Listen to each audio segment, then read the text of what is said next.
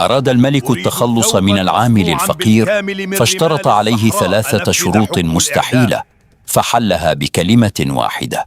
لكن العامل الفقير صدم المملكة بأكملها، وحل اللعنة بكلمة واحدة لم يتوقعها أحد.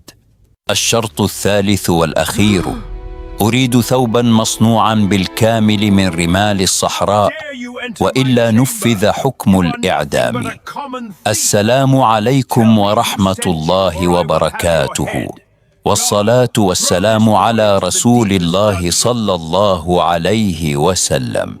أهلا بكم في قناتكم قصص حقيقية تكشفت. قبل أن نبدأ هذه الملحمة الملهمة عن التحدي وتنمية الذات، لا تنسوا الاشتراك في القناة وتفعيل الزر ليصلكم تحفيزنا اليومي. هل يمكن لكلمة واحدة أن تنقذ عنقا من حد السيف؟ بعد أن صدر حكم الفناء، بدأت الحكاية داخل قصر السلطان أركازوس، الذي كان يغلي غضبا من شعور العامل الفقير بالكرامة. وقف العامل الشاب ميردو وحيدا في المركز، يرفض الانحناء أمام جبروت الملك الطاغية.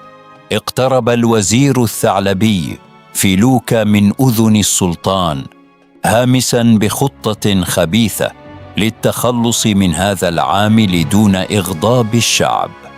التفت السلطان إلى ميردو وقال بنبرة ساخرة: لن أعدمك علنا، بل سأعطيك 3 شروط مستحيلة، وإن عجزت فسيموت كل من تحب. ثبت ميردو في مكانه، وعيناه الذكيتان تلمعان بتحدي الصامت صدم الحراس والوزير. صرخ السلطان: الشرط الأول، أن تأتيني بغد السبت بماء لا ينبع من الأرض ولا ينزل من السماء، وإلا طار رأسك. ابتسم الوزير فيلوكا في الظلال، موقنا أن العامل قد حكم عليه بالفناء المحتوم. غادر ميردو قاعة العرش وسط همسات الحراس، والكل يتساءل كيف سيصنع هذا المستحيل. قضى الشاب ليلته في كوخه الصغير يتأمل الكوب الفارغ، والوقت يمر سريعا نحو شروق شمس المهلة. وفي صباح اليوم التالي جلس السلطان أركازوس على عرشه منتظرا شروق الشمس ليعلن هزيمة العامل وفناءه. دخل ميردو القاعة بخطوات واثقة، يحمل بين يديه جرة فخارية صغيرة مغلقة.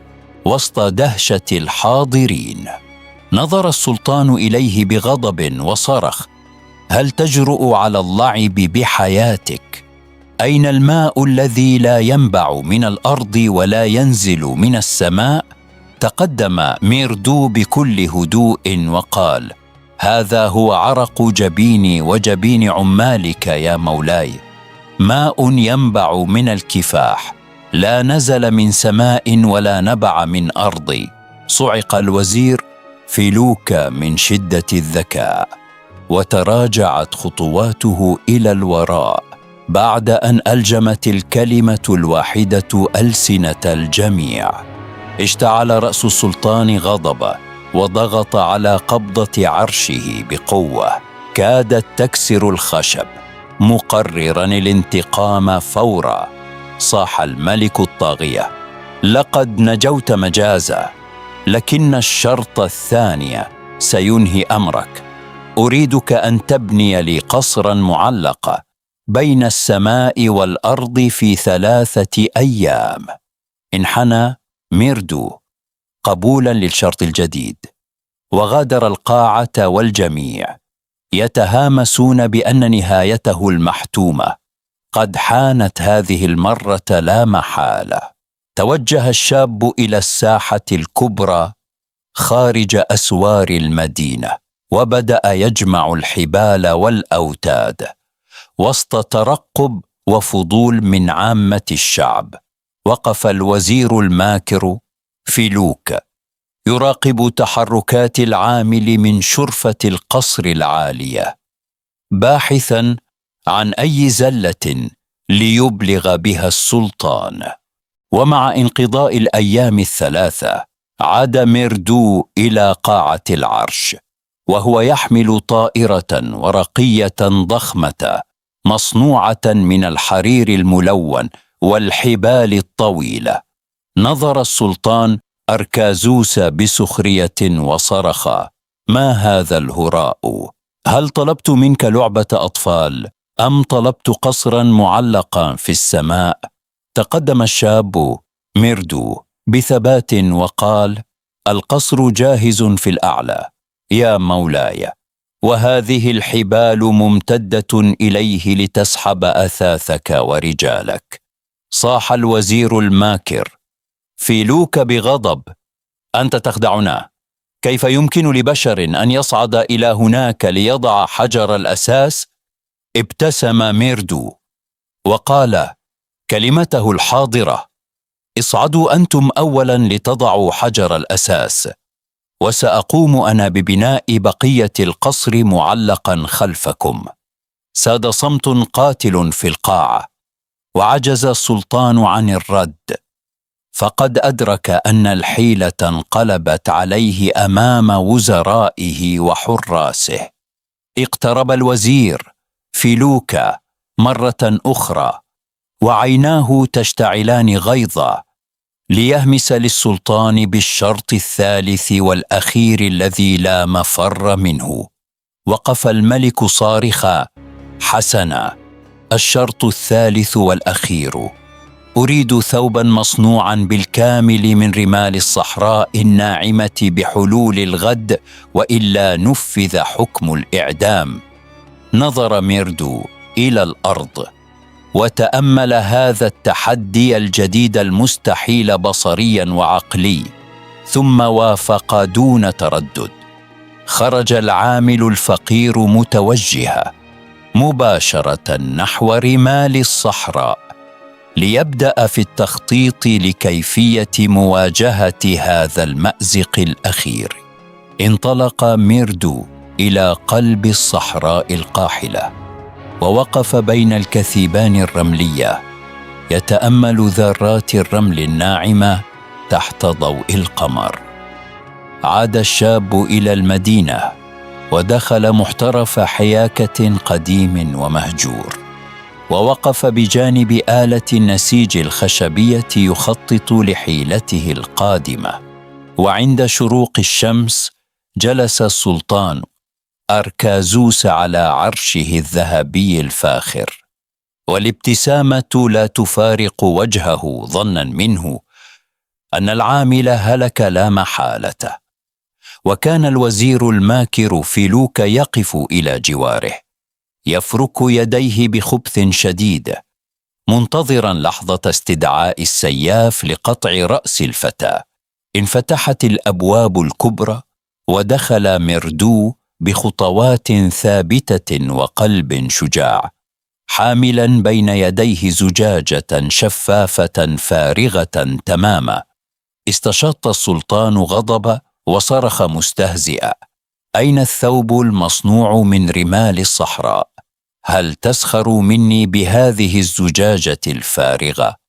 تقدم ميردو بثقة بالغة وقال: الثوب جاهز يا مولاي، لكن النساجين في مملكتك بحاجة إلى الخيوط أولا لصنعه.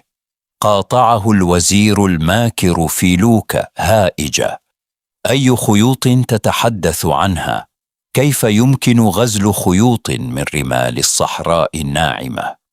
التفت إليه ميردو وقال كلمته الحاسمة: اصنعوا لي أنتم أولا خيوطا رفيعة من هذا الرمل، وسأقوم أنا بحياكة أجمل ثوب للسلطان فورا. ساد القاعة صمت كصمت القبور، وتجمد الملك في مكانه مذهولا بعد أن حطم هذا العامل الذكي قيود المستحيل الثلاثة بذكائه الفذ.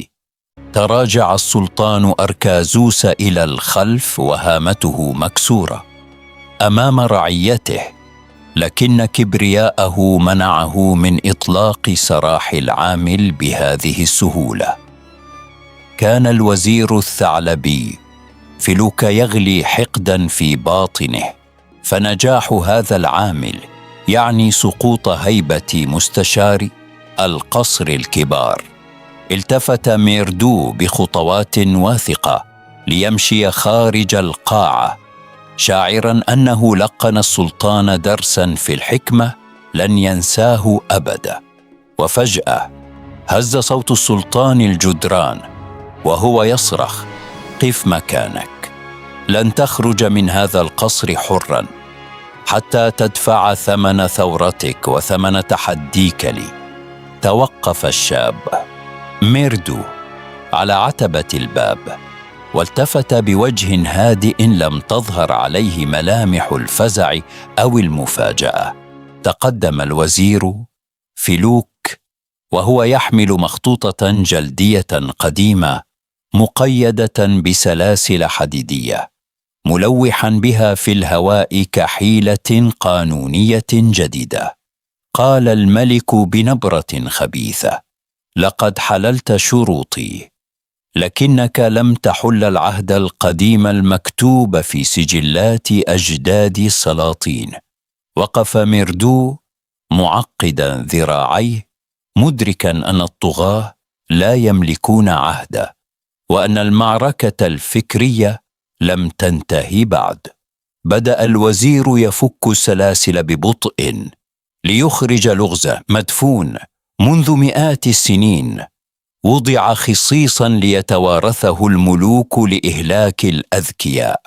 فتحت المخطوطة الكبرى وظهرت رموزها الغريبة التي عجز عن قراءتها أعتى علماء المملكة عبر العصور.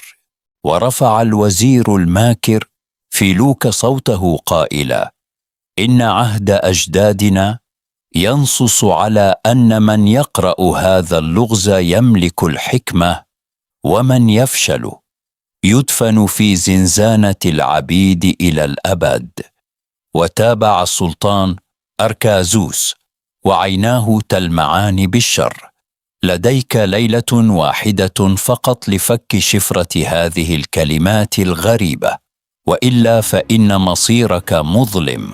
تقدم الشاب ميردو دون خوف وانتزع المخطوطة القديمة من يد الوزير وسط دهشة الحراس الذين اعتقدوا أنه سيرتعد.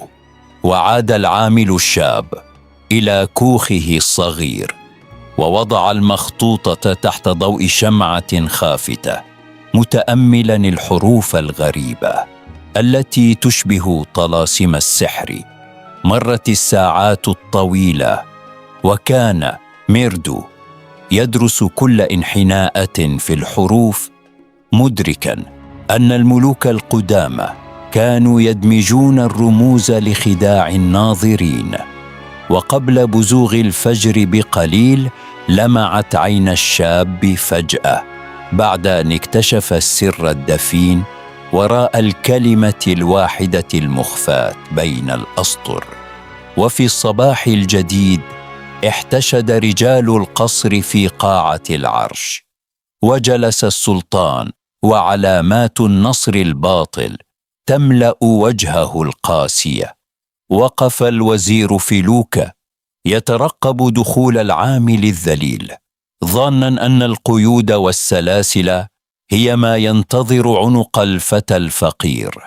لكن ميردو دخل بخطى أسرع وقامة أرفع، حاملا المخطوطة القديمة، ونظرات التحدي في عينيه أقوى من أي وقت مضى. وقف العامل الفقير أمام السلطان وفتح المخطوطة وقال بثقة: لقد قرأت العهد القديم وفككت اللغز بكلمة واحدة يا مولاي.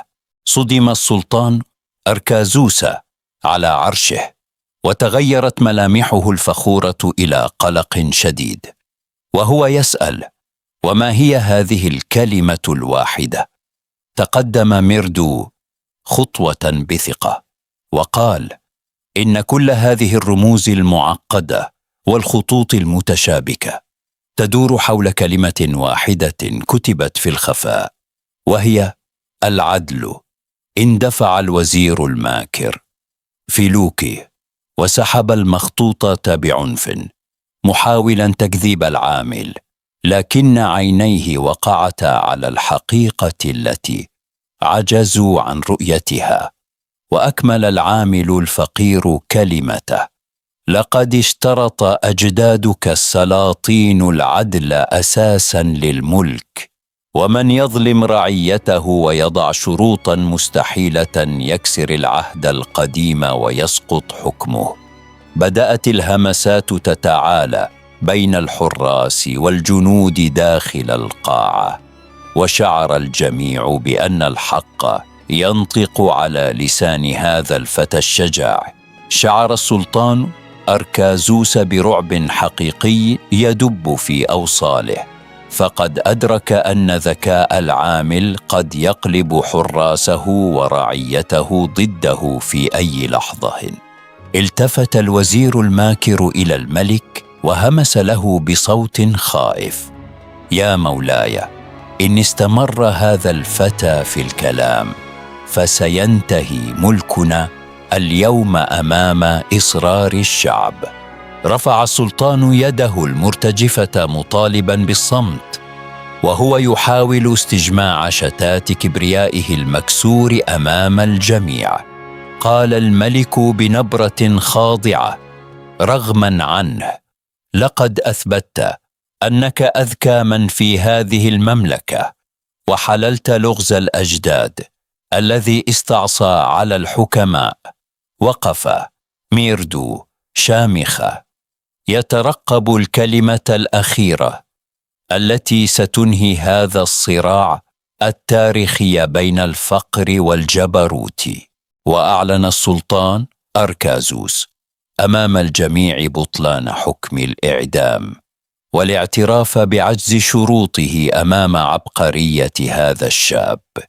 نكس الوزير الماكر فيلوكي رأسه خجلا بعد أن تبخرت كل مكايده وتحطمت أحلامه في التخلص من العامل الفقير. وتابع السلطان قائلا: مكافأة لك على حكمتك التي أنقذت العهد القديم، أمنحك قلادة الشرف الكبرى ومكان بين مستشاري القصر. لكن ميردو ابتسم برفض ووقار ونظر إلى القلادة الذهبية قائلا: لا أحتاج لذهبك يا مولاي، بل أحتاج لعهد بالعدل لجميع الفقراء. استدار العامل الفقير بكل عزة ونبل، ومشى بخطوات ثابتة تاركا قاعة العرش المظلمة خلف ظهره متجها نحو النور. وعند خروجه من أسوار القصر وجد آلاف البشر من عامة الشعب في انتظاره يهللون ترحيبا ببطلهم الذي هزم الطغيان بالحكمة. رفع ميردو يده متبسما لأبناء مدينته، مؤكدا لهم أن قوة العقل والكلمة الصادقة أقوى من أي سلاح أو نفوذ. وفي الداخل بقي السلطان وحيدا على عرشه المهتز، يدرك أن هيبته الزائفة قد زالت، ولم يعد يملك سوى جدران قصر بارد. واختفى الوزير الثعلبي فيلوكا في ظلمات النسيان ليكون عبرة لكل من يحاول النيل من أصحاب الحق وأرباب الذكاء. وهكذا خلدت حكاية العامل الذي تحدى المستحيل وحل الشروط الثلاثة بكلمة واحدة، ليبقى اسمه رمزا خالدا للعدالة والحكمة عبر العصور. ودي يا جماعة كان قصتنا النهاردة. أتمنى تكون القصة عجبتكم، وياريت تكتبوا لي في الكومنتات انتوا بتتابعوني من اي بلد عربي او اجنبي، ويا ريت تعرفوني الساعه كام عندكم دلوقتي، وانتظروني ان شاء الله في القصه القادمه.